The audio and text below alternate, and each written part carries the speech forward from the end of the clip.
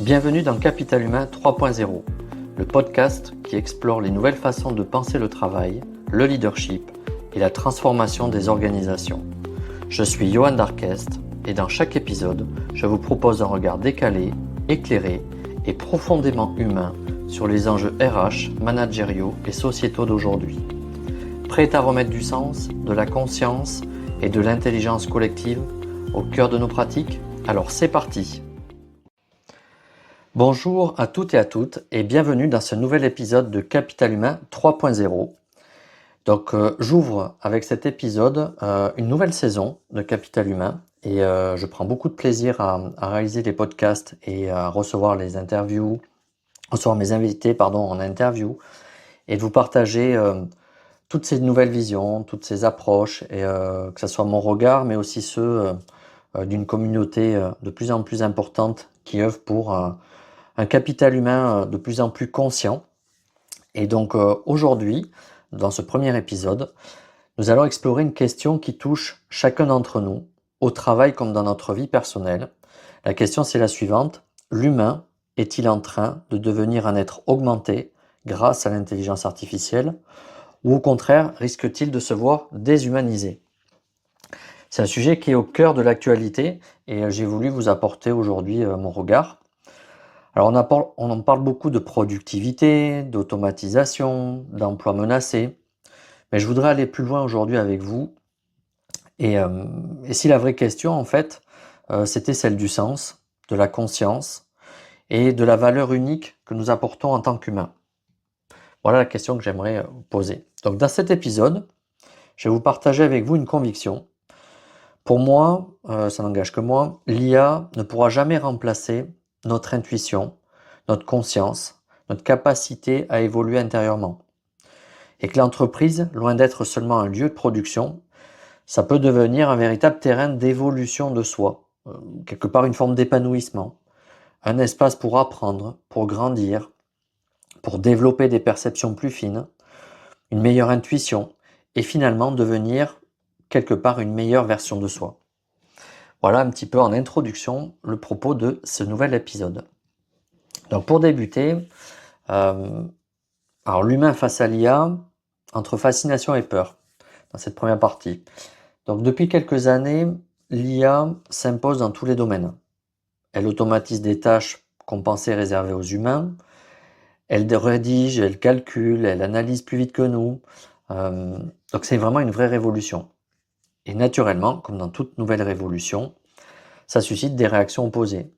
Alors à la fois de la fascination, moi j'ai entendu par exemple incroyable, elle a fait gagner du temps, elle ouvre des nouvelles perspectives. Et puis j'ai aussi entendu des approches liées à la peur avec et moi par exemple, quelle est ma place, est-ce que ça va remplacer mon travail, des choses comme ça.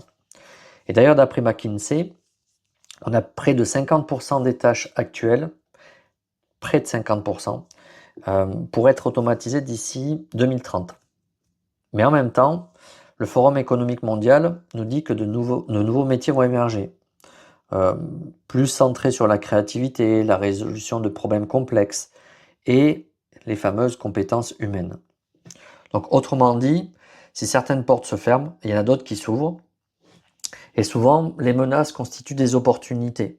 Et ça, depuis que j'étudie l'anthropologie, un petit peu l'histoire de nos humanités, on a eu plusieurs humanités qui sont succédées, c'est tout le temps la même logique, il y a des cycles qui se répètent, et face aux grandes menaces qui peuvent être systémiques, ça développe de la créativité et des sursauts où l'humanité se réinvente, se redéploie, redéfinit une nouvelle vision systémique. Et quelque part, c'est intéressant parce que des vieux schémas obsolètes s'effacent, des nouvelles approches technologiques entrent, pousse ces nouveaux schémas vers la sortie et fait émerger justement de nouvelles visions, de nouveaux paradigmes. Voilà. Donc ces portes mènent vers ce qui se fait notre propre valeur humaine. C'est ça aussi que je trouve intéressant et qui est à retenir. Alors il y a un piège dans lequel il ne faut pas tomber, je pense, c'est que souvent on présente la situation comme une bataille. D'ailleurs, notre société, si vous regardez, elle est tout le temps, souvent, en tout cas, pas tout le temps, mais souvent, je trouve, construite sur une forme de dualité. La forme de la compétition, dans tous les pans de notre vie. Et pour moi, une des clés de la de cette nouvelle vision de société, c'est dépasser ces clivages, sortir de, une vision individualiste pour recréer en fait une synergie et amener plutôt une unicité, une synergie plutôt, une synergie d'unicité, je dirais plutôt, et entre l'homme et la machine, versus l'homme contre la machine. Et aujourd'hui, en fait, souvent on nous rabat les oreilles que il y a une dualité, même dans les films, hein, on le voit, hein, l'homme contre la machine.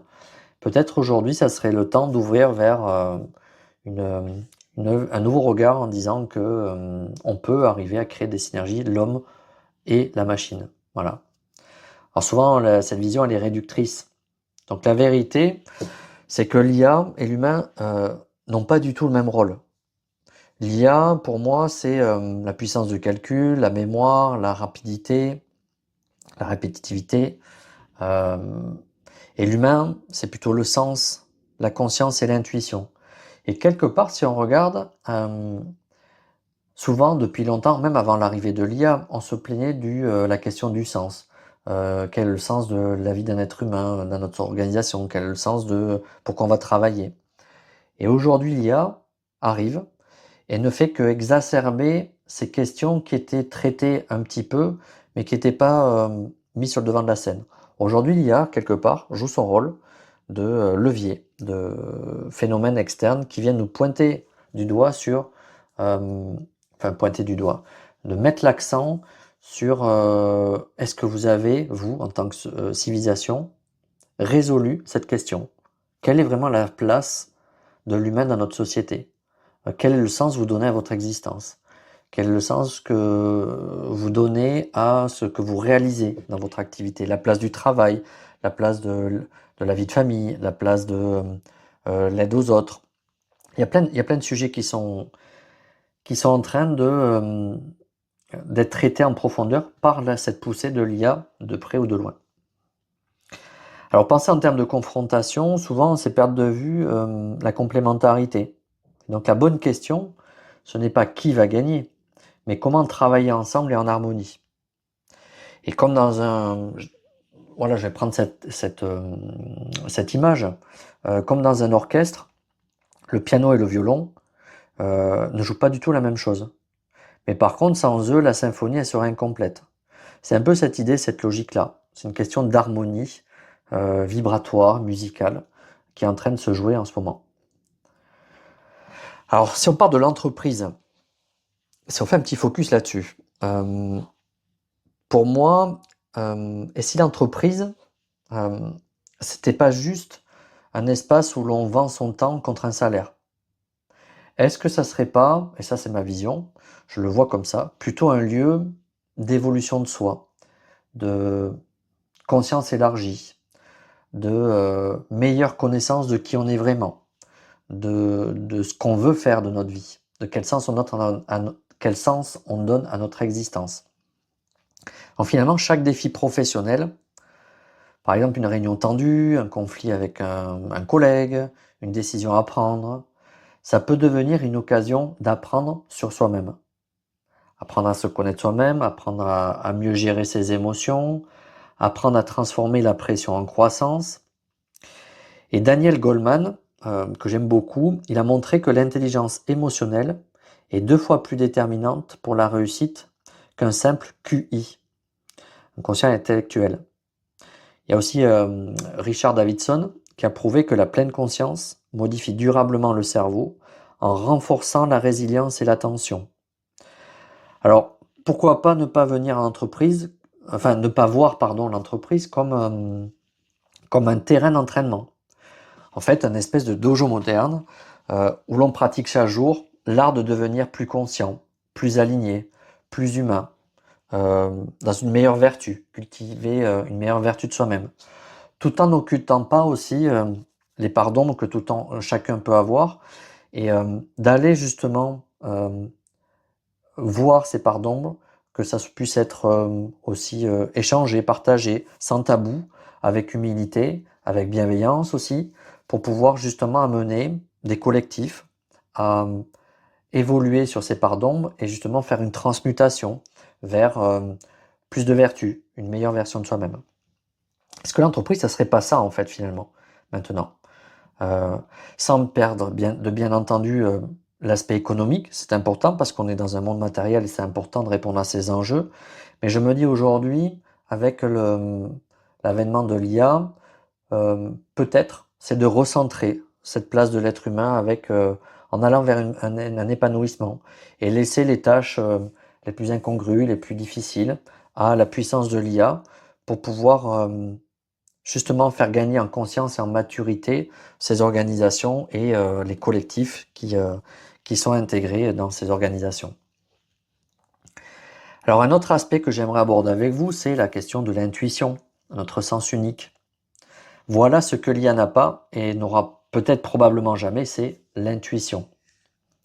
Elle peut faire des calculs très rapides d'hypothèses, mais parfois, on le voit bien dans la vie de tous les jours, si on fait des analyses statistiques, moi c'est mon métier initial de base, je fais des études statistiques universitaires, on voit que des probabilités de scénarios peuvent se dégager à la faveur de l'antériorité d'anciens modèles.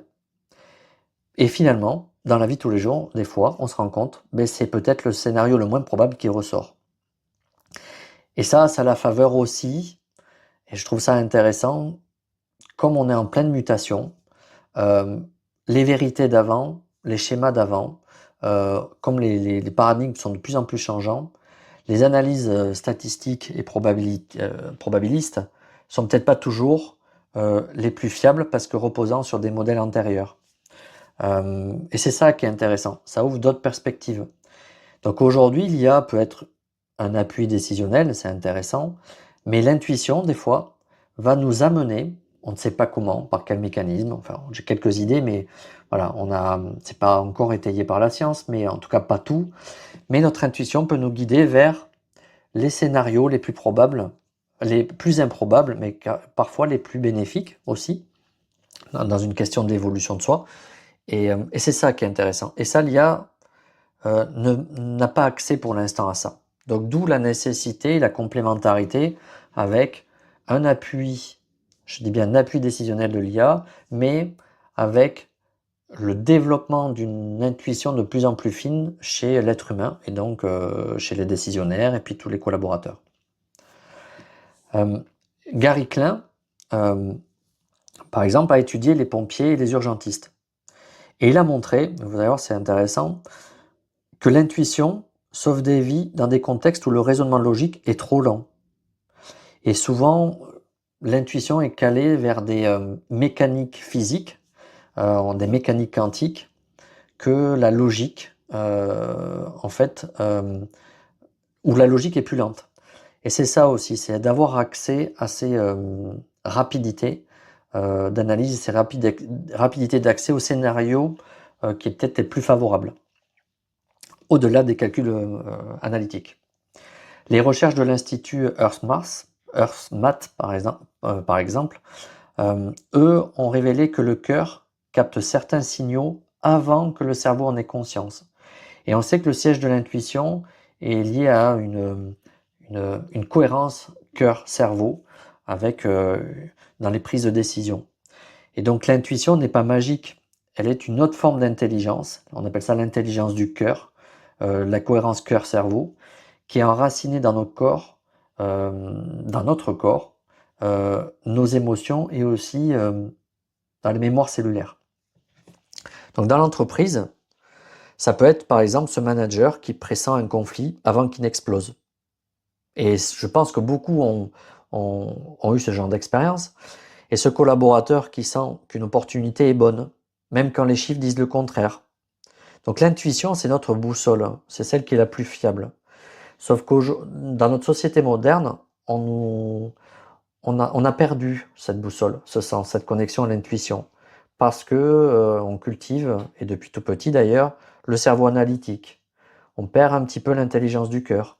Et Et donc peut-être l'enjeu aujourd'hui, c'est d'amener, même depuis longtemps, hein, depuis les formations à l'école et même dans les entreprises, à aller se reconnecter à l'intelligence du cœur, à cette intuition, pour être plus pertinent, plus performant. Et ça, aucune machine ne peut la coder. Donc ça ouvre vraiment des perspectives intéressantes. Alors, quelque part, moi je me suis dit, on va vers un humain vraiment augmenté. Qu'est-ce que ça veut dire un humain augmenté? Si on se limite à la technologie, on réduit l'augmentation à, on le voit avec euh, Elon Musk par exemple, avec ses technologies, avec l'augmentation des prothèses, des implants, des outils digitaux qui sont greffés de plus en plus sur l'être humain dans son corps physique pour quelque part alors amener des bénéfices quand il y a des problèmes par rapport à la santé. Et on voit qu'on est en train de tendre vers une invasion de la technologie pour améliorer notre cognition. Comme un humain augmenté, je dirais peut-être un humain digital, augmenté au niveau digital. Donc ça, c'est quelque chose qui est en train de se mettre en place. Mais pour moi, l'humain augmenté, c'est plutôt avant tout un humain de conscience, avec une conscience augmentée, plus attentif, plus présent, capable d'écouter profondément, capable de donner du sens à ses actions. Et les neurosciences le confirment. La méditation, par exemple, ça modifie la structure du cerveau, confère aux études 2004 de Antoine Lutz. La compassion et l'altruisme, l'altérité aussi, renforcent la coopération et réduisent le stress. Je renvoie aux études de Tanya Singer en 2015. Bref, augmenter l'humain, ce n'est pas lui ajouter des puces électroniques, c'est l'aider à se reconnecter à lui-même, à ses émotions, à ses intuitions, à son esprit, à sa supraconscience. Et l'entreprise, encore une fois, pour moi, je pense que ça peut être un formidable terrain pour ça. Et c'est aujourd'hui le sens de mes actions aussi dans mes activités professionnelles. C'est d'amener les collectifs à se reconnecter à, à cette capacité. Donc à aller vers l'humain augmenté en termes de champ de conscience, vers un capital humain conscient. Alors, comment avancer concrètement? C'est ce qu'on pourrait se dire. Parce que là, on est dans des approches qui sont théoriques, philosophiques, on peut dire. Mais ce qui est important, c'est de poser des cadres clairs. L'IA doit rester un outil au service de l'humain.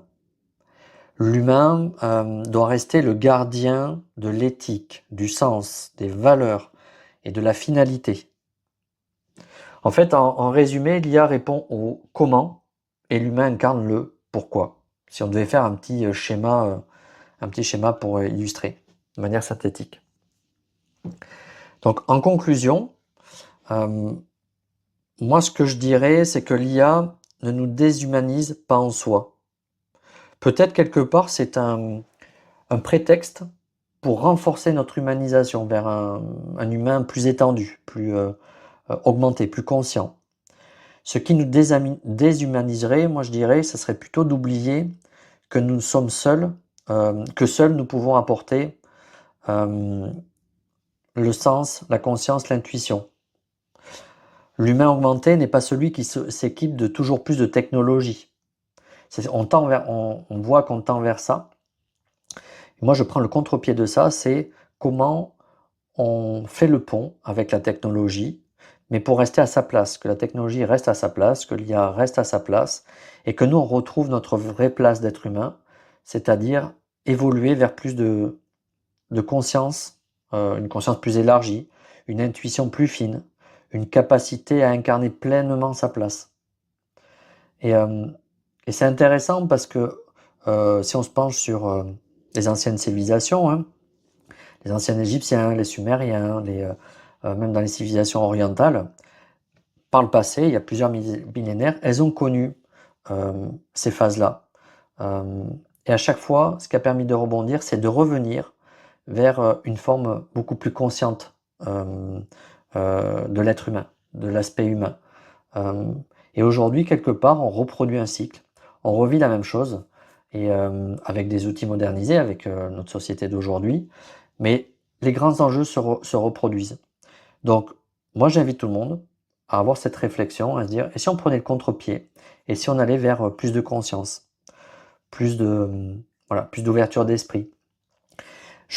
Pour terminer là-dessus, on le voit aujourd'hui où de plus en plus de particuliers se prennent en main, se responsabilisent. On voit que le développement personnel et professionnel, avec différents outils, est en train de pénétrer notre société et d'infuser une envie des collaborateurs, de chaque citoyen en fait, de s'ouvrir à d'autres choses, d'aller progresser sur soi-même, d'évoluer. Et ça, je trouve que c'est intéressant. Cette dynamique est peut-être pas trop relayée, mais elle est en marche aujourd'hui, tout comme le développement de l'IA. Donc reste aujourd'hui, avec les leaders d'aujourd'hui, que ce soit institutionnels, politiques, les gouvernances d'entreprise, et puis aussi les collaborateurs, de se saisir de ces sujets, de dire voilà, quelle est notre vraie place dans l'entreprise, comment on y répond, et, et, et je pense que c'est quand même un sujet crucial. Voilà. Donc, souvenons-nous, la machine calcule, mais seul l'humain peut rêver, créer, aimer et donner du sens à ce qu'il fait. Voilà, je m'arrêterai là pour cet épisode. J'espère que ça vous a passionné. Moi, j'ai pris beaucoup de plaisir à partager voilà, ma vision sur cet épisode qui lance une nouvelle saison. Et vous verrez, cette nouvelle saison, elle va mettre beaucoup l'accent sur cette question de sens, de nouvelles formes de leadership. Je parlerai aussi de spiritualité, aussi dans l'entreprise, qui est une clé, déconnectée du phénomène religieux, bien évidemment. Je parlerai aussi des initiatives qui sont prises ça et là pour amener des outils beaucoup plus profonds sur la connaissance de soi et comment ça peut se concrétiser. Donc, on va aller plus loin dans cette saison 2, au gré de mon vécu, de ce que j'ai pu expérimenter moi dans ces domaines-là, et aussi par les invités qui viendront pour parler de leurs expériences et avec leur ouverture d'esprit, et c'est l'objet de ce podcast. Voilà, ouvrir les esprits pour une meilleure conscience avec un capital humain plus conscient. Je vous remercie de votre écoute, je vous dis à très bientôt et je vous souhaite une bonne journée. Merci d'avoir écouté cet épisode de Capital Humain 3.0. Si ce contenu vous a plu, je vous invite à vous abonner sur votre plateforme préférée et à laisser un avis ou un commentaire. C'est le meilleur moyen de soutenir le podcast et bien sûr de le faire rayonner. Vous pouvez aussi retrouver tous les épisodes sur Ocha via le lien en description. Et si vous souhaitez réagir, proposer un thème ou intervenir dans un prochain épisode, contactez-moi directement sur LinkedIn. À très bientôt pour un nouveau voyage au cœur du capital humain.